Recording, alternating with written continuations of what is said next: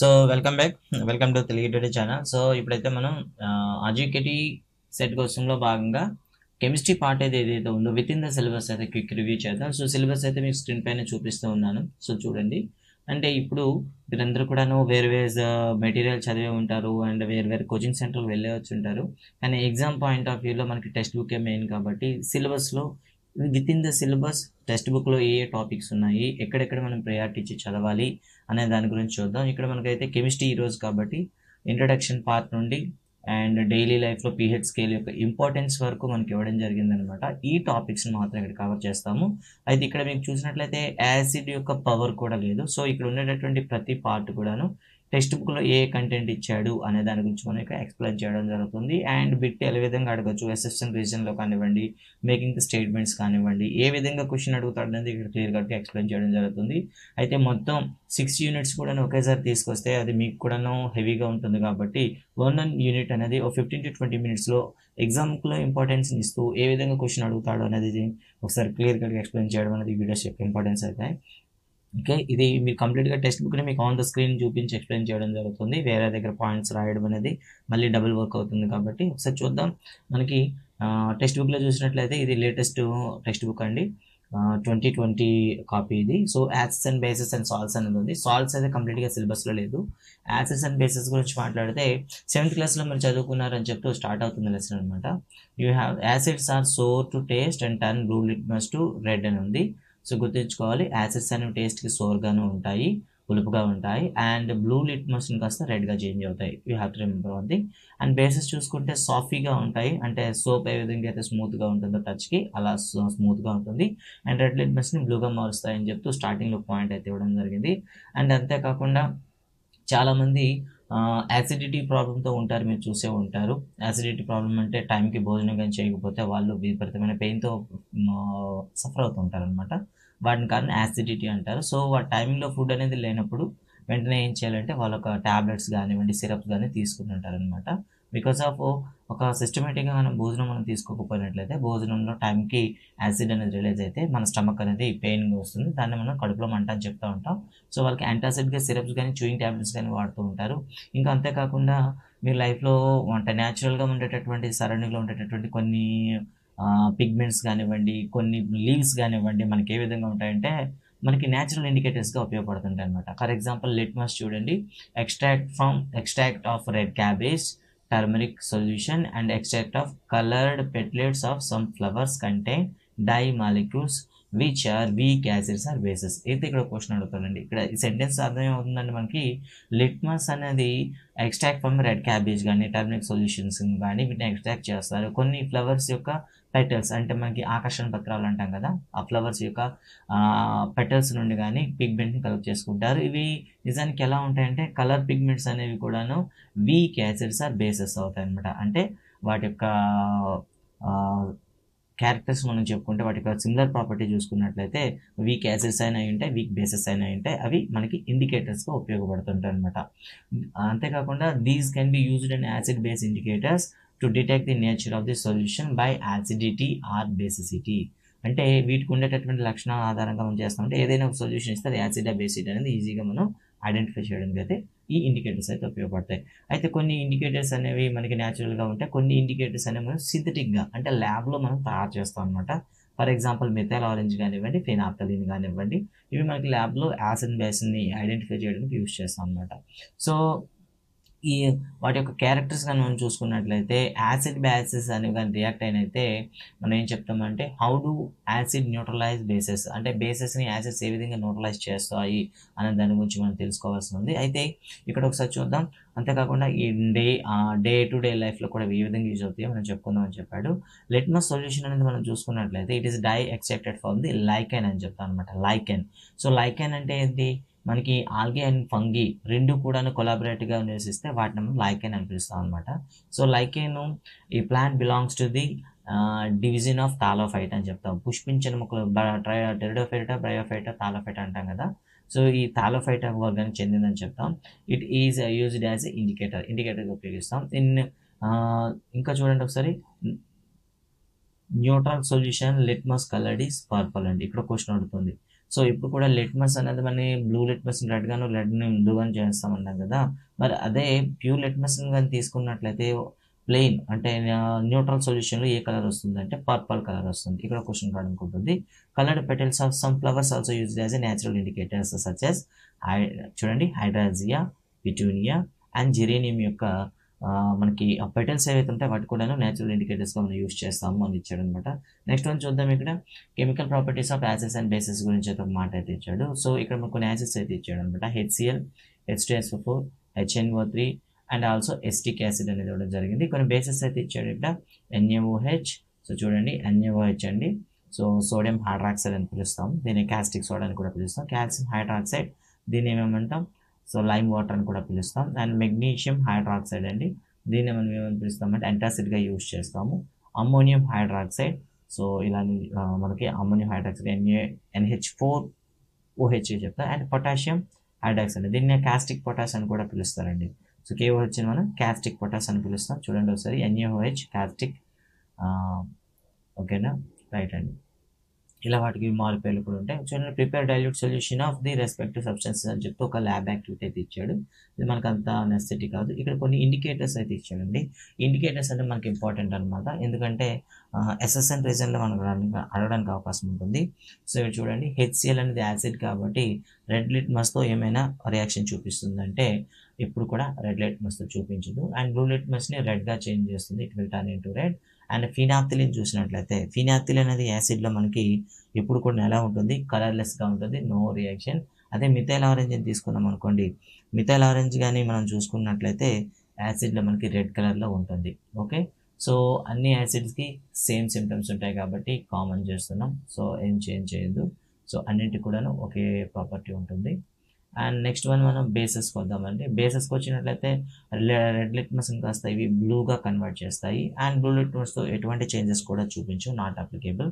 And ఫీనాప్థలిన్ని చూసుకున్నట్లయితే ఫీనాప్థిల్ అనేవి మనకి బేస్లో మనకి ఎప్పుడు కూడా ఏ కలర్లో కనిపిస్తుంది అంటే పింక్ కలర్లో కనిపిస్తుంది. అండ్ మిథైల్ ఆరెంజ్ చూసుకున్నట్లయితే ఎప్పుడు కూడాను మనకి బేసెస్లో ఎల్లో కలర్లో కనిపిస్తాయి అన్నమాట. గుర్తుపెట్టుకోండి, ఎల్లో కలర్ అండి. ఓకేనా, మిథైల్ ఆరెంజ్ అనేది గుర్తుపెట్టుకోండి. మిథైల్ ఆరెంజ్ అనేది మనకి ఎప్పుడు కూడాను యాసిడ్తో ఎప్పుడు కూడాను రెడ్ కలర్లో ఉంటే బేసెస్తో ఎల్లో కలర్లో ఉంటుంది. అదే ఫినాప్థలిన్ చూసుకుంటే యాసిడ్తో ఉండేటప్పుడు కలర్లెస్గాను ఉంటుంది. అండ్ అదేవిధంగా బేసెస్తో వచ్చేటప్పుడు మనకి పింక్ కలర్లో ఉంటుంది, ఎందుకంటే టైట్రేషన్ చేసేటప్పుడు ఇంటర్మీడియట్లో మీకు యూజ్ చేస్తారు. అన్నీ కూడా మనకి బేసెసే కాబట్టి సో మిగతా వాటికి అన్నిటి కూడా కామన్గా చెప్తారు. సో ఈ టేబుల్ గుర్తుపెట్టుకోండి. బేస్ అనేది ఏ ఇండికేటర్గా మారుస్తుందని గుర్తుపెట్టుకోండి. ఫినాప్థలిన్ అంటే ఇక్కడ క్వశ్చన్ అడుగుతాడండి, which indicator is useful to measure either acid or base అనేసి ఇచ్చేసి 4 ఆప్షన్లో మిథైల్ ఆరెంజ్ ఉంటే మిథైల్ ఆరెంజ్ ఇస్తారు. యూనివర్సల్ ఇండికేటర్ ఉంటే యూనివర్సల్ ఇండికేటర్ ఫస్ట్ ప్రయారిటీ ఇస్తారు, సెకండ్ ప్రయారిటీ మిథైల్ ఆరెంజ్ ఇస్తారు. ఎందుకంటే ఇది మాత్రమే యాసిడ్ బేస్ రెండింటిని కూడా కలర్ చేంజ్ చూపిస్తుంది. ఓకే, అండ్ నెక్స్ట్ వన్ చూద్దాం. పట్టు కింద మనకి ఏమి ఇచ్చాడు అనేది ఇక్కడ చూసుకున్నట్లయితే ఒక ల్యాబ్ యాక్టివిటీ ఇచ్చాడండి. సో ల్యాబ్ యాక్టివిటీ అనేది కాబట్టి మనకు అంతగా ఇదేం మనకు అవసరం లేదు. సో నెక్స్ట్ వన్ చూసుకుంటే reaction of acids and bases and metals అని ఇచ్చాడు అనమాట. ఇది మనకి సిలబస్లో ఉందని మీరు సిలబస్లో చూడొచ్చు. ఇక్కడ మీరు చూస్తే చూడండి chemical properties of acids and bases అయిపోయింది. Reaction of the acids and bases with metals అని ఇచ్చాడు. సో ఇక్కడ మనం తప్పని పరిస్థితుల్లో ఇది చదవాల్సి ఉంటుంది. Reaction of the acids and bases with metals అండి. ఓకే, యా ఇక్కడ చూసుకున్నట్లయితే మరో ఇంపార్టెంట్ టాపిక్ అయితే మనం వదిలేసాం. సో కొన్ని సబ్స్టాన్సెస్ అనేవి మనకి ఆర్డర్ అంటే సువాసనను చేంజ్ చేస్తూ కొన్ని ఇండికేటర్స్ అయితే ఉంటాయన్నమాట. సో సో అలా మనకి సువాసనలో వ్యత్యాసం ఇవ్వడం వల్ల by different order we can indicate whether it is acid or bases. That indicator is called olfactor indicators or olfactor indicators, whatever may be. olfactor or olfactor indicators అంటాం. So olfactor indicators అనేవి ఎలా ఉంటాయి, so వీటి గురించి కూడా మనం చూసుకోవాలి. So olfactor indicatorsగా మనం ఏం చెప్తామంటే మనకి క్లోవ్ ఆయిల్ కానివ్వండి లేదా ఆనియన్ కానివ్వండి, onion, vanilla essential and clove oil అనేది మనకి olfactor indicators యూజ్ చేస్తాము. సో olfactor indicators ఏవి కూడా యాసిడ్తో ఎటువంటి రియాక్షన్ అయితే చూపించవు, ఏ చేంజెస్ మీకు ఉండదు. వేరేస్ బేసిస్తో తీసుకుంటే వాటి యొక్క స్మెల్ అనేది చెడిపోతుంది అనమాట, అంటే వాటి ఆర్డర్ అనేది డిక్రీజ్ అయిపోతుంది అనమాట. వాటి ఒక ఆర్డర్ అనేది ఏమవుతుంది, వ్యానిష్ అయిపోతుంది అనమాట. సో కాబట్టి వ్యానిష్ అవుతుందంటే బేస్ అయితే మనం చెప్పవచ్చు. యాసిడ్లో అయితే ఎటువంటి చేంజెస్ అయితే ఉండవు అనమాట, ఇది గుర్తుపెట్టుకుంటారు. ఇంకా తర్వాత క్వశ్చన్ ఇచ్చాడు, ఒకవేళ మీకు అడుగుతాడు why pickles and source substances are not stored in the brass and copper vessels అని ఇచ్చాడు. సో దీనిపైన మనకి అసెస్సెంట్ రీజన్లో క్వశ్చన్ అడగవచ్చు. Okay, Sheela refuse to store pickles in so ఇలా డైరెక్ట్గా అడగవచ్చు. So yes, Sita refuse to store the pickles in a brass or copper vessel అని ఇచ్చేసి ఇస్తాడు. కింద మనకి రీజన్ ఇస్తాడు అనమాట. రీజన్ ఏంటంటే when acids or bases are react with metals they can give the they can spoil అనేసి చెప్తాడు అనమాట. సో దానికి సంబంధించి ఏదో ఒక కాజ్ అయితే కింద ఇస్తాడు. సో అలా గుర్తుపెట్టుకోండి. ఎందుకంటే మనం పికెల్ని కానీ మనం ఎందుకు మీ మెటల్ కంటైనర్లో స్టోర్ చేయము అనే దానికి ఇక్కడ ఇచ్చాడు అనమాట. యాసిడ్ కానీ బేస్ కానీ ఓకేనా ఎప్పుడైనా మెటల్తో రియాక్ట్ అయితే ఏమవుతుంది. ఇప్పుడు ఎక్స్పెరిమెంట్ అయితే మీకు కనిపిస్తూ ఉంది. ఇక్కడ మీకు ఎక్స్పెరిమెంట్లో ఏం కనిపిస్తుందంటే ఒక టెస్ట్ ట్యూబ్లో కాస్త HCl వేసి దాని నుండి వచ్చేటటువంటి లిబరేట్ అయ్యేటువంటి గ్యాస్ని ఇక్కడ టెస్ట్ చేయడం అయితే జరుగుతుంది అనమాట.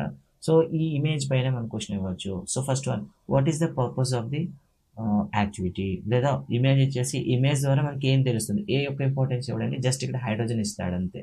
ఇచ్చేసి ఈ యాక్టివిటీ ద్వారా మీరు ఏం చెప్తారు అని అడుగుతారు అనమాట. ఒకవేళ అడిగితే మీరు చెప్పాల్సింది when acids react with metals they liberate hydrogen అని మనం చెప్తే సరిపోతుంది. లేదు ఇంకా మిమ్మల్ని ట్విస్ట్ చేయాలనుకుంటే ఇక్కడ పార్ట్స్ పైన అడగవచ్చు. గుర్తుపెట్టుకోండి.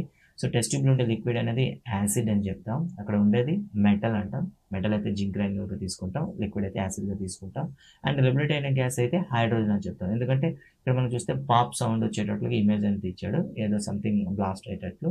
So testing of hydrogen gas అని ఇచ్చాడు అనమాట. సో ఇక్కడ చూసినట్లయితే reaction of zinc granules with diluted HCl and testing hydrogen gas by a burning match sticks అని ఇచ్చాడు అనమాట. ఈ ఎక్స్పెరిమెంట్ దేనికి సంబంధించింది అంటే ఇక్కడైతే క్లియర్ కట్గా చెప్తాడు ఎక్స్పెరిమెంట్కి ఏం కావాలనేది. సో ఇక్కడైతే మనకి రియాక్షన్ అయితే ఇవ్వడం జరిగింది. Acid plus metals gives us salt and hydrogen. So గుర్తుపెట్టుకోండి ఒకసారి, ఎప్పుడైనా సరే యాసిడ్స్ అనేవి మెటల్స్తో రియాక్ట్ అయితే మనకి సాల్ట్ అండ్ హైడ్రోజన్ అనేది ఫామ్ అవుతుంది అని చెప్పడం అనేది జరుగుతుంది అనమాట. అండ్ దీనిపైన క్వశ్చన్ ఏ విధంగా అడుగుతాడు. సో ఇదే యాక్షన్ అనేది మీరు HCl ప్లేస్లో మీరు తీసేసి H2SO4 కానీ HNO3 తీసేసి మీరు అబ్జర్వ్ చేశారా అని అడుగుతారు అనమాట.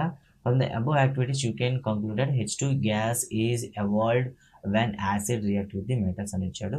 ఒరిజినల్గా అయితే ఇది టెక్స్ట్ బుక్లో అయితే అంతా ఒకలానే ఇచ్చాడు కాబట్టి నో ప్రాబ్లం. ఒరిజినల్గా అయితే జింక్ అనేది HNO తో కానీ రియాక్ట్ అయినట్లయితే మనకి హైడ్రోజన్ రెగ్యులేట్ అవ్వదు.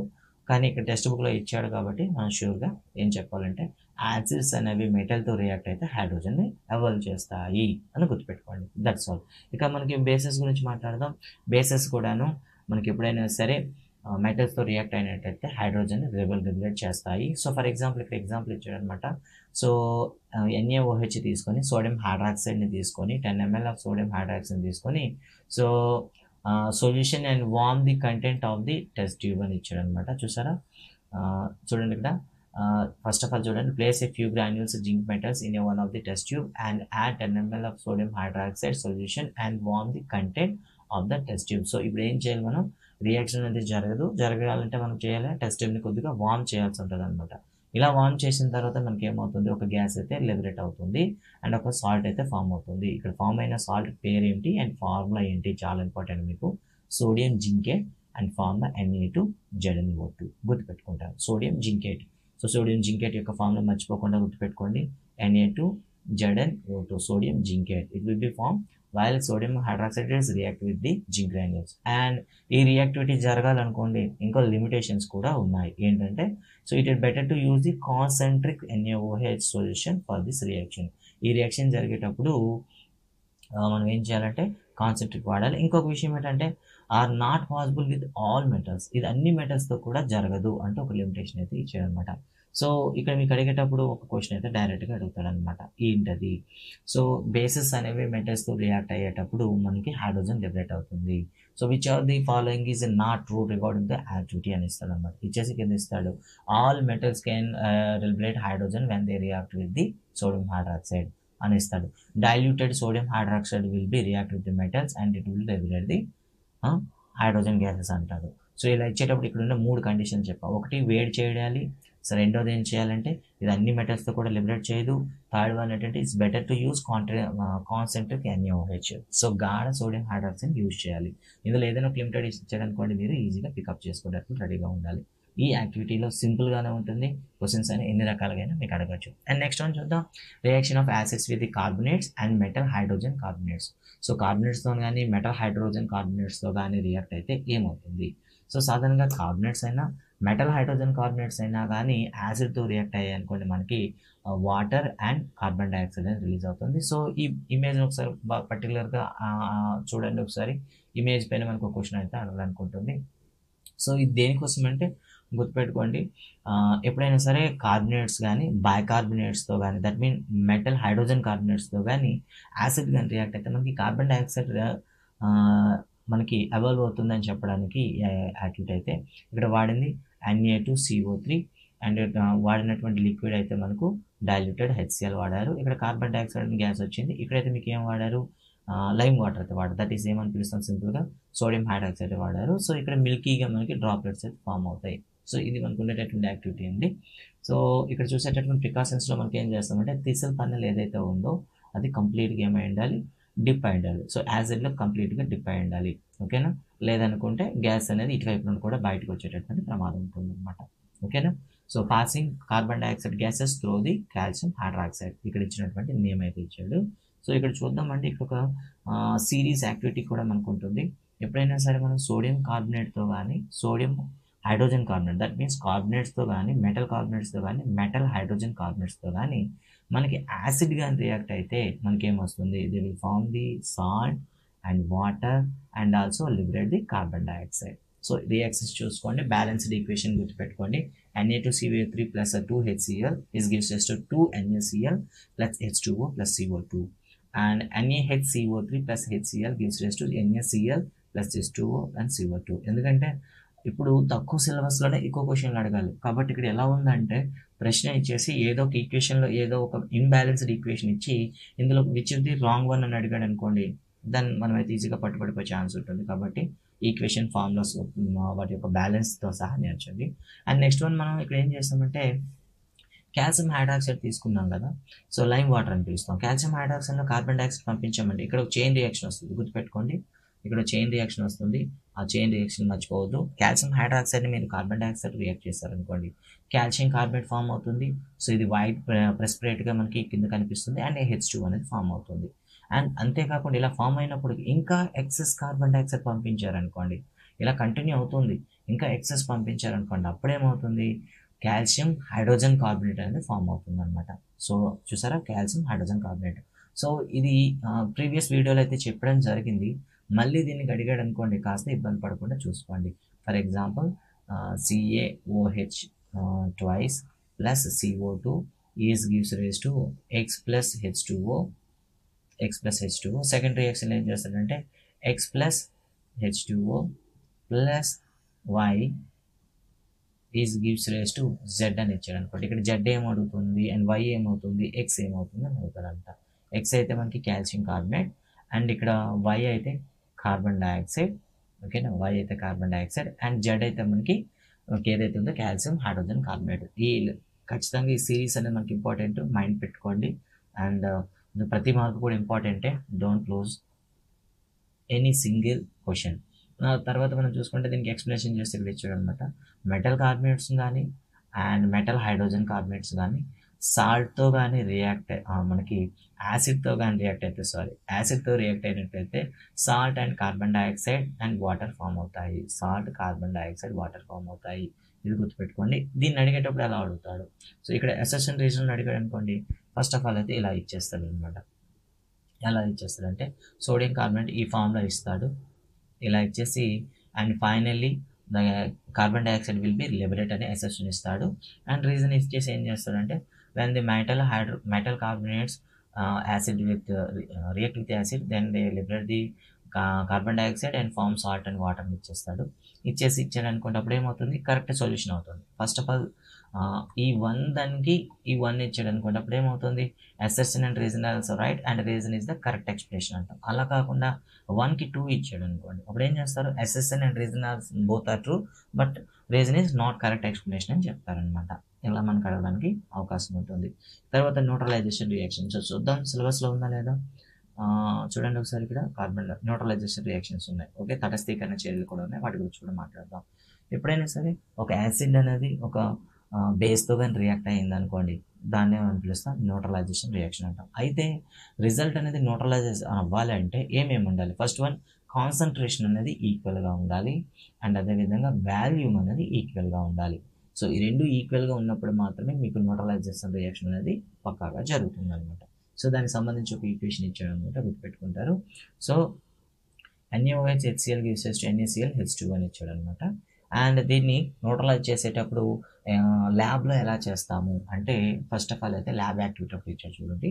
సాధారణంగా మనం ఇంటర్మీడియట్లో ఎక్స్పెరిమెంట్ అనేది చేస్తారు, దీన్ని టైట్రేషన్స్ అని పిలుస్తారు మీకు ఇంటర్మీడియట్లో. ఫస్ట్ ఆఫ్ ఆల్ ఏం చేస్తారంటే డైల్యూటెడ్ NaOH తీసుకుంటాము, దాంట్లో 2 ml డైల్యూటెడ్ NaOH తీసుకొని దాంట్లో ఏం చేస్తామంటే కొద్దిగా ఫినాప్థిలిన్ ఇండికేటర్ అయితే వేస్తాము. ఎప్పుడైతే మనం బేస్లో ఫినాప్థిలిన్ వేస్తాం అనుకోండి, ఏమవుతుంది, ఇది పింక్ కలర్లో మారుతుంది. ఇప్పుడు ఏం చేస్తామంటే దాన్ని జస్ట్ స్టెరింగ్ చేస్తూ దాంట్లో డ్రాప్గా ఏం చేస్తామంటే HCl యాసిడ్ అయితే వేస్తాం. యాసిడ్ వేస్తున్నంతసేపు ఏమవుతుంది చెప్పండి, న్యూట్రలైజ్ అనేది గ్రాడ్యుయేట్గా జరుగుతుంది కాబట్టి. సో ఫినాప్థిలిన్ అనేది న్యూట్రలైజేషన్ ఉండేటప్పుడు ఎలా ఉంటుంది మనకు అందరికి తెలుసు కదా, కలర్లెస్గా ఉంటుంది. కాబట్టి పింక్ కలర్ అనేది నెమ్మదిగా డైల్యూట్ అయిపోయి లైట్ పింక్ గాను, తర్వాత పింక్ కలర్ పోతూ వైట్ కలర్లో అంటే కలర్లెస్గాను చేంజ్ అవుతుంది అనమాట. సో ఇలా జరుగుతుంది ఎందుకు అంటే బికాజ్ ఆఫ్ న్యూట్రలైజేషన్ అయిపోవడం వల్ల ఆ ఫినాప్థిలిన్ అనేది ఏమవుతుంది, ఇండికేటర్ అనేది కలర్ చేంజ్ అవుతూ లాస్ట్లో కలర్లెస్గా మారిపోతుంది. లాస్ట్లో మళ్ళీ మీరు సోడియం హైడ్రాక్సైడ్ డ్రాప్స్ చేశారనుకోండి, అప్పుడు మళ్ళీ ఏమవుతుంది చెప్పండి, తిరిగి పింక్ కలర్లో చేంజ్ అయిపోతుంది అన్నమాట. ఇలా గుర్తుపెట్టుకుంటారు. సో ఈ యాక్టివిటీలో ఏం అబ్జర్వ్ చేశారు, ఎప్పుడైతే పింక్ కలర్ అనేది డిసపేర్ అయినప్పుడు ఏం చేశాము అంటే NaOH కంప్లీట్గా రియాక్ట్ విత్ ది HCl కంప్లీట్గా రియాక్ట్ అయిపోయింది కాబట్టి అక్కడ కంప్లీట్గా న్యూట్రలైజేషన్ అయిపోయింది. ఓకే, కాబట్టి అందుకే ఏమవుతుంది, లైట్ అంటే కలర్లెస్ అయింది. Pink colour is reappear on adding of the drop of NaOH because the solution become base once again. Neutralize అయిన తర్వాత మళ్ళీ 2 డ్రాపులుగా మనం వేసాం అనుకోండి, మళ్ళీ ఏమవుతుంది, మళ్ళీ పింక్ కలర్లో చేంజ్ అవుతుంది. అలా ఎందుకు అవుతుందంటే మళ్ళీ బేస్ ఒక క్యారెక్టర్స్ పొందుతుంది అనమాట. ఈ విధంగా మనకి ఈ న్యూట్రలైజేషన్ గురించి మనం చెప్పాలి యాక్టివిటీ అయితే ఇచ్చాడు. సో గుర్తుపెట్టుకోండి, base acid gives us salt and water and some time it release some energy also, heat energy కూడా వస్తుంది. ఇక్కడ మనకి ఇవ్వలేదు కాబట్టి దాన్ని అయితే విడిచిపెట్టారు, ఇంటర్మీడియట్కి వెళ్తే మనకు ఉంటుంది. సో నెక్స్ట్ వన్ చూద్దాం, reaction of acids with metal oxide. So metal oxides అనేవి సాధారణంగా మనకి బేసిక్ క్యారెక్టర్ని కలిగి ఉంటాయి అన్నమాట. అందుకే మెటల్ ఆక్సైడ్స్ అనేవి ఎప్పుడు కూడాను వాటర్లో కానీ మనం డిజాల్వ్ చేసామనుకోండి మనకి బేసెస్ తయారవుతాయి. గుర్తుపెట్టుకోండి, మెటల్ ఆక్సైడ్స్ అనేవి వాటర్లో డిజాల్వ్ చేస్తే మనకి బేస్ ఫామ్ అవుతుంది. అండ్ నాన్ మెటల్ ఆక్సైడ్స్ ఏవైతే ఉన్నాయో వాటిని కానీ వాటర్లో మనం డైల్యూట్ చేసినట్లయితే, మనం డిజాల్వ్ చేసినట్లయితే మనకి యాసిడ్స్ ఫామ్ అవుతాయి, గుర్తుపెట్టుకుంటారు. సో కాబట్టి కాపర్ ఆక్సైడ్ తీసుకోమన్నాడు. సో కాపర్ ఆక్సైడ్ అనేది మనకి ఏ కలర్లో ఉంటుందని అడిగాడు అనమాట. సో నిజానికి ఇది బ్లాక్ కలర్లో ఉంటుంది, బట్ ఇక్కడెక్కడ కూడా కలర్ గురించి మనకి ఇండికేట్ చేయలేదు. సో ఈ కాపర్ ఆక్సైడ్ని ఒక చిన్న బీకర్లో తీసుకొని స్లోగా డైల్యూటెడ్ హైడ్రోక్లోరిక్ యాసిడ్ని దానికి యాడ్ చేయమన్నాడు, స్టెరింగ్ చేస్తూ కలుపుతూ. సో అప్పుడు మీరు ఏం అబ్జర్వ్ చేశారు, కలర్ ఏ విధంగా మారుతుంది అని అడిగాడు అనమాట. సో ఇక్కడ మనం చూసినట్లయితే ఎప్పుడైతే నెమ్మదిగా అక్కడ రియాక్షన్ జరుగుతూ ఉందో, సో అక్కడ HCl అనేది నెమ్మదిగా సొల్యూషన్ బికమ్స్ ఏ కలర్లో మారుతుంది, బ్లూయిష్ గ్రీన్గా తయారవుతుంది. అయితే అక్కడ తయారైనటువంటి సాల్ట్ ఏది అంటే కాపర్-2 క్లోరైడ్ అండి. గుర్తుపెట్టుకోండి, కాపర్-2 క్లోరైడ్ 2 అనేది విడిచిపెట్టేస్తున్నారు. ఈ నెంబర్స్ ఏంటి సార్ అంటే వీటిని వాటి యొక్క కోవలెన్స్ ప్రకారం చెప్తాము, మీరు ఇంటర్మీడియట్లో దాని గురించి తెలుసుకుంటారు. ఇక్కడ మనకు అప్రస్తుతం, ఎందుకంటే టైం అనేది చాలా షార్ట్గా ఉంది కదా. సో గుర్తుపెట్టుకోండి, సో కాపర్ ఆక్సైడ్తో మనం HCl అనేది మనకి రియాక్ట్ చేసినట్లయితే ఏర్పడే సొల్యూషన్ పేరేమిటి, కాపర్-2 క్లోరైడ్. ఏ కలర్లో ఉంటుంది, బ్లూయిష్ గ్రీన్లో ఉంటుంది. That's enough. ఈ 2 పాయింట్లు మెన్షన్ చేసుకోండి. ఈ పేరు నుండి మనకు క్వశ్చన్ రావడానికి ఉంటుంది. Okay, the general reaction between the metal oxides and acids can be written as metal oxides plus acid gives us salt plus water. గుర్తుపెట్టుకుంటారు, metal oxide plus acid is equal to gives us salt plus water అని చెప్తాం. So దీనికి equation మీకు రాయమని చెప్పాడు అనమాట. So text బుక్లో అయితే ఓకే, మీరు ఈక్వేషన్ని మనం రాయొచ్చు. ఓకే, తర్వాత చూద్దాం, రైట్ ద కెమికల్ ఈక్వేషన్ అని ఇచ్చాడు. సో బ్యాలెన్స్ సెట్ ఇచ్చాడు అనమాట. సో ఇది యాక్టివిటీ. సో ఈ రియాక్షన్ బట్టి మనకి ఏం తెలుస్తుంది అంటే, ఎప్పుడైనా సరే metal oxides with acid to give salt and water. గుర్తుపెట్టుకుంటారు, మెటల్ ఆక్సైడ్స్ అనేవి ఎప్పుడైనా సరే యాసిడ్తో రియాక్ట్ అయితే సాల్ట్ అండ్ వాటర్ అవుతుంది. As similarly bases with an acid చూడండి ఒకసారి, base with an acid we have observe in activity 5. అంటే బేస్ యాసిడ్ రియాక్ట్ అయితే మనకి మెటల్ సాల్ట్ అండ్ వాటర్ లా ఫామ్ అవుతుందో, మెటల్ ఆక్సైడ్స్ కూడాను యాసిడ్తో ఫామ్ అయితే సేమ్ వస్తాయి. అండ్ దట్ మీన్స్ మనకి ఏం అర్థమైంది, ఫైనల్గా మెటల్ ఆక్సైడ్స్ అనేవి బేసిక్ నేచర్ని కలిగి ఉంటాయి అని చెప్పాడు అనమాట. దీని తర్వాత చూస్తే ఇక్కడ సేమ్ అదే మాట మళ్ళీ రిపీట్ చేశారు అనమాట. That metal oxides are bases in nature. Metal oxides అనేవి మనకి ఎలా ఉంటాయి, నేచర్లో బేసిక్గా ఉంటాయి. సో ఇక్కడ ఒక పాయింట్ అయితే ఇస్తాడు. అంటే మనకి ఏం చేస్తాడంటే ఈ పాయింట్స్ అడిగేటప్పుడు ఏం చేస్తాడంటే మ్యాచింగ్లో అడగచ్చు. So metal oxides and non metal oxides and water something ఏదో ఇస్తారనమాట, ఇచ్చేసి మ్యాచింగ్లో ఇస్తాడు. గుర్తుపెట్టుకోండి, metal oxides are in basic nature and reaction of the base with in non metal oxides. So bases అనేవి నాన్ మెటల్ ఆక్సైడ్తో రియాక్ట్ అయితే ఏమవుతుంది, సేమ్ ఇంతకుముందు ఎలా చెప్పుకున్నాం అలానే. సో కాబట్టి ఇక్కడ చూడండి, carbon dioxide and calcium hydroxide.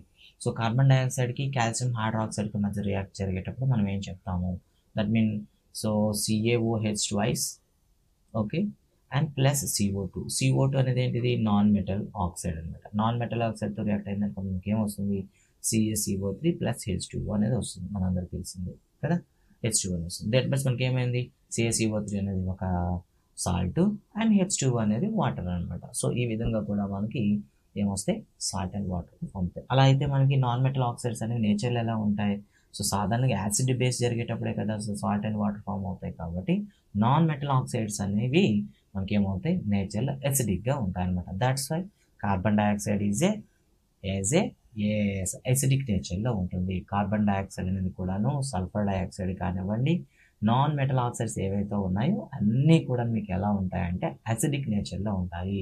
కాబట్టి carbon dioxide in nature acid, and అదేవిధంగా next one SO2 sulphur dioxide in nature acid అనమాట. సో ఎందుకంటే నాన్ మెటల్ ఆక్సైడ్స్ కాబట్టి. అండ్ తర్వాత చూస్తే థింక్ అండ్ డిస్కస్ అని ఇచ్చాడు అనమాట ఇక్కడ. సో 3 టెస్ట్ ట్యూబ్ తీసుకోమన్నాడు, అండ్ 3 కూడా డిస్టిల్ వాటర్ వేయమన్నాడు, and acidic and base solution పెట్టమన్నాడు. ఒకటి డిస్టిల్ వాటర్, ఒకటి యాసిడ్, ఒక బేస్ పెట్టమన్నాడు. అండ్ లిట్మస్ పేపర్ యూజ్ చేయమన్నాడు అనమాట. సో ఈ టెస్ట్ ట్యూబ్ చేయమన్నాడు. Which gas is usually liberate with an acid react with the metal. చూడండి ఒకసారి ఇక్కడ మెటల్తో ఏ which gas is usually liberate. మెటల్తో మనం యాసిడ్ కానీ రియాక్ట్ అయితే ఏ గ్యాస్ వస్తుంది మనకు అందరికి తెలుసు కదా, సో హైడ్రోజన్ వస్తుంది. A compound of calcium reacts with the diluted hydrochloric acid to produce effervescence అన్నాడు అనమాట. సో ఇక్కడ చూడండి, ఎఫర్వెన్సిన్స్ అంటే తొందరగా బుడగలు రావడం అనమాట. మీరు ఈనో కానీ ఎప్పుడైనా వేసారనుకోండి, వాటర్లో మీకు బబుల్స్ అనేవి ఫాస్ట్గా వస్తాయి కదా, ఇలా ఫాస్ట్గా వచ్చే రియాక్షన్స్ని మనం ఏమంటాం, ఎఫర్వెన్సెన్స్ అని పిలుస్తాం అనమాట.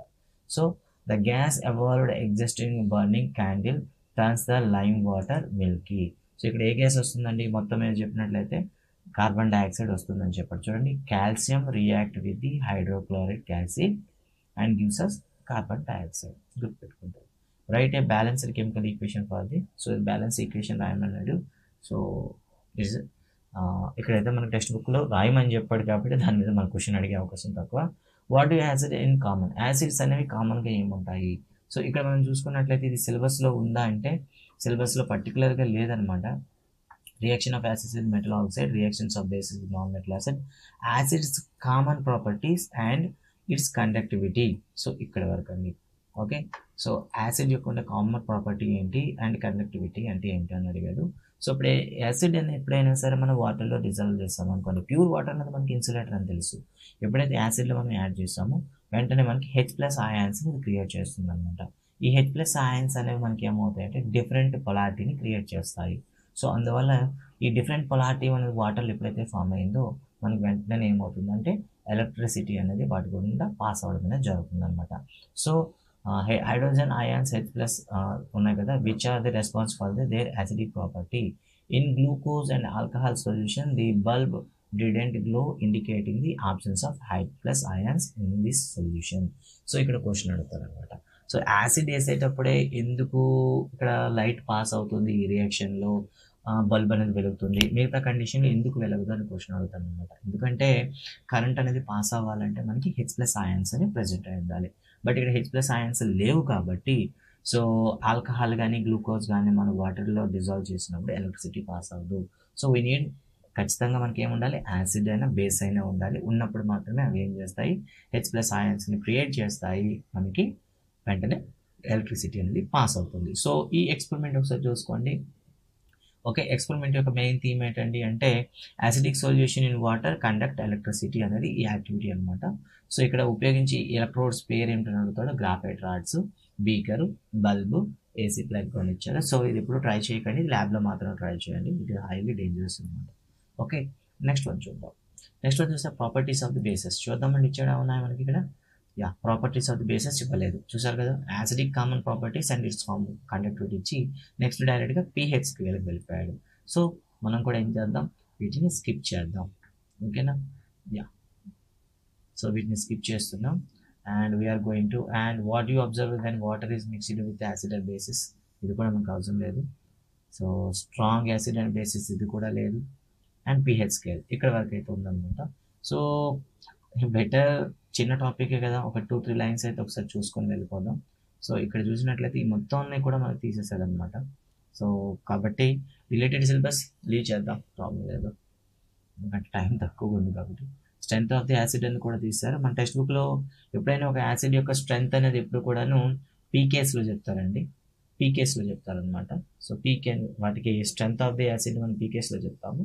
సో పీకే స్కేల్ని చెప్పేటప్పుడు మనం ఏం చేస్తామంటే H3O+ ఆయన్స్ కౌంట్ బట్టి మనం చెప్తాం అనమాట, అది ఎంత స్ట్రాంగ్గా ఉంది అనేది.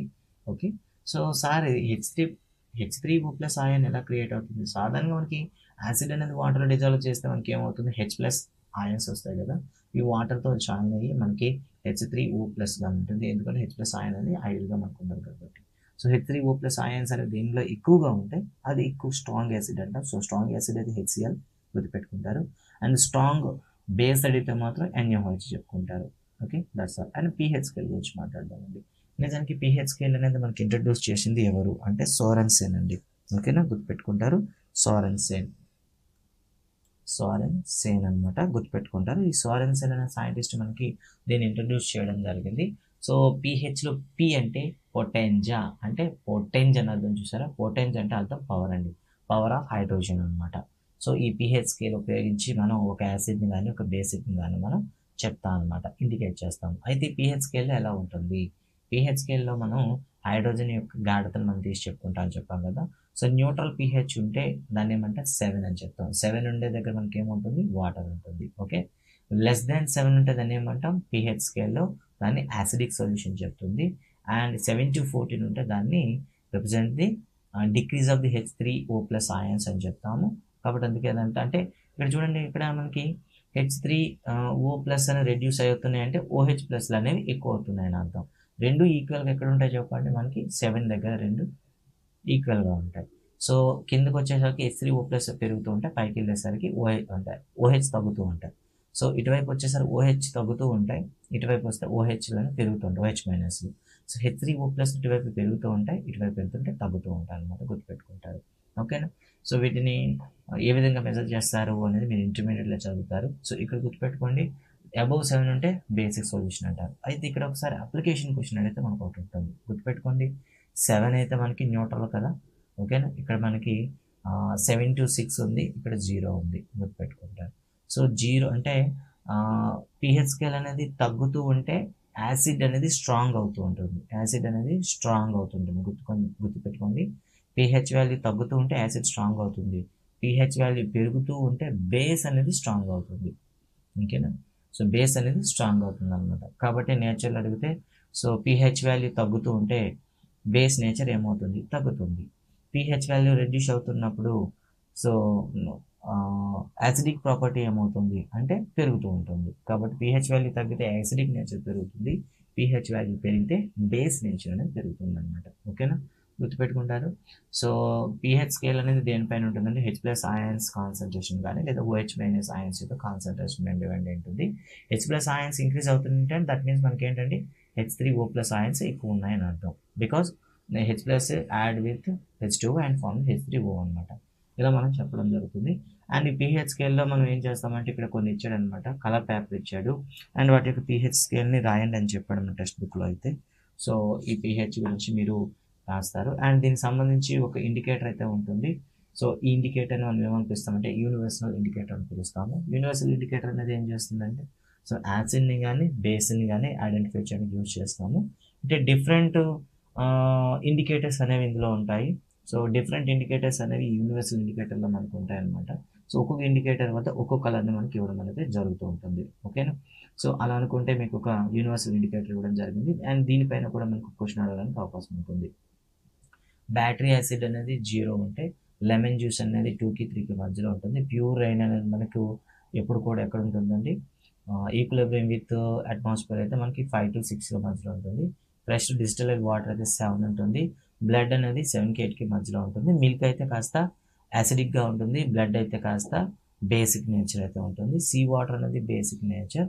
ఓకే, ఇలా మనం చెప్తాం అనమాట.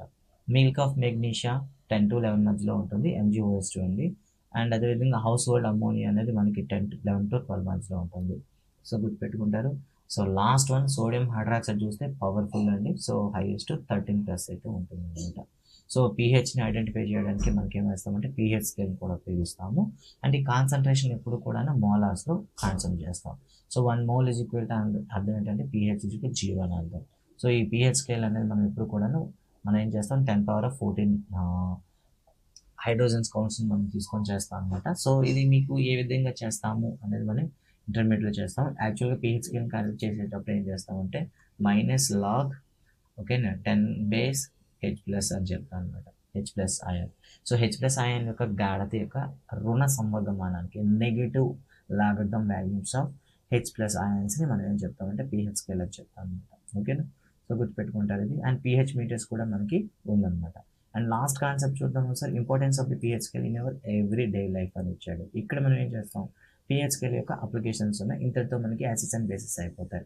సో పీహెచ్ స్కేల్ అనేది మనకి డైలీ లైఫ్లో చాలా అవసరం. So plant and animals pH sensitive ఎలా ఉంటుంది.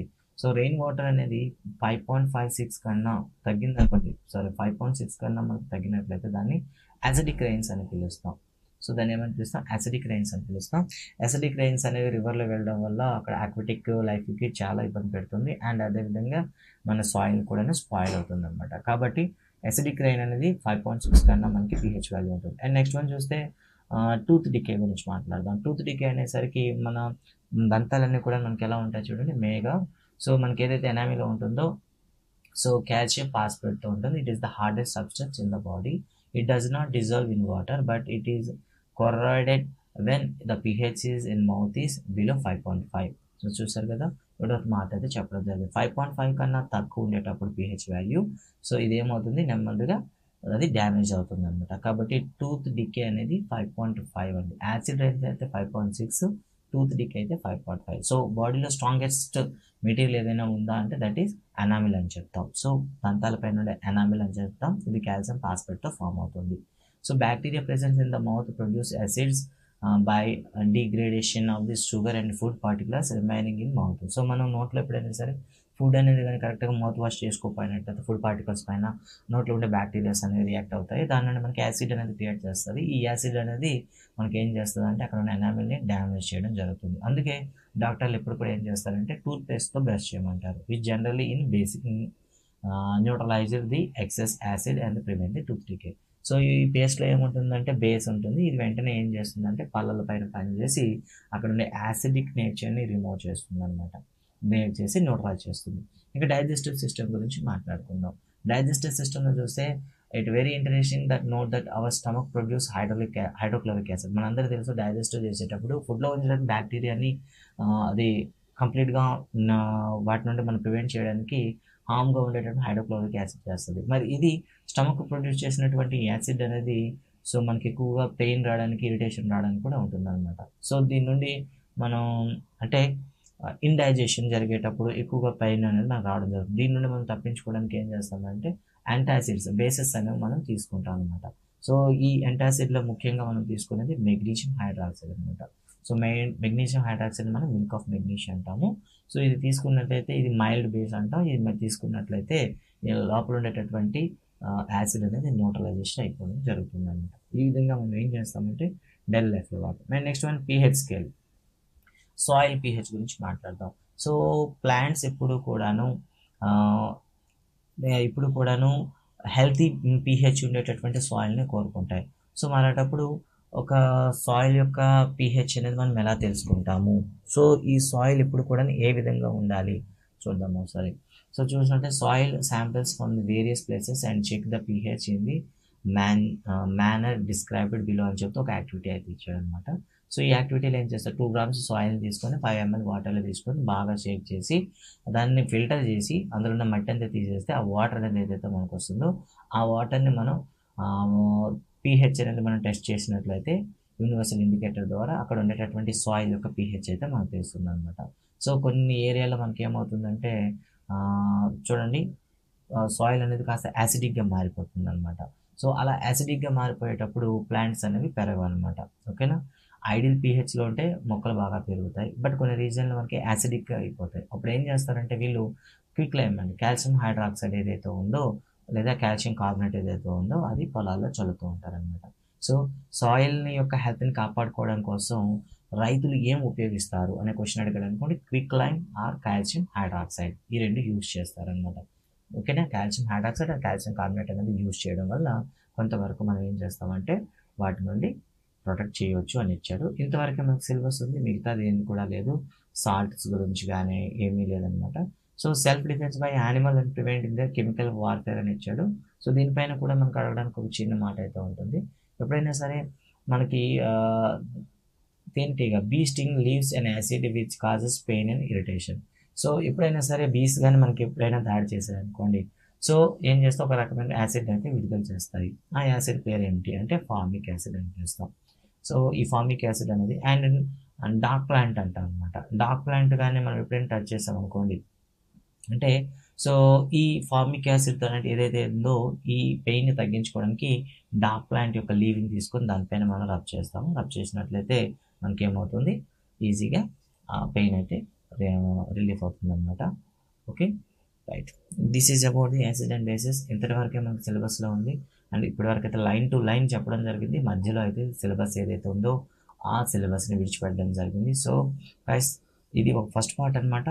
సో ఈ పార్ట్ అనేది తర్వాత పార్ట్ కూడా కంటిన్యూ వస్తుంది, దాన్ని కూడా చూడండి. Thank you.